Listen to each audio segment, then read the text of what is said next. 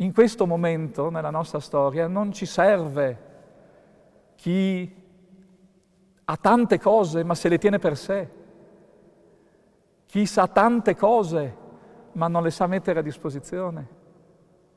Non ci serve chi ha competenze ma non le mette in gioco. Non ci servono persone che prendono il tempo per riposare, per distaccarsi. Speriamo che passi e torneremo a vivere. Ci servono persone che servono. E quante, davvero quante ce ne sono. Ogni giorno che leggo i giornali, che guardo in televisione, che ricevo messaggi, che ricevo lettere o telefonate, scopro ogni volta sempre di più quanto si allunga questa lista delle persone che servono, perché sono a servizio.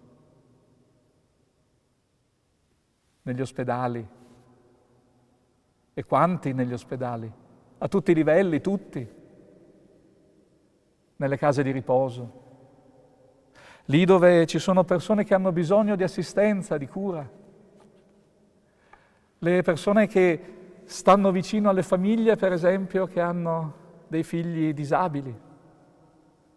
Lì dove si vive quotidianamente sulla frontiera del disagio psichico, dove ci sono persone che dedicano la vita affinché altre possano uscire dalla schiavitù della dipendenza.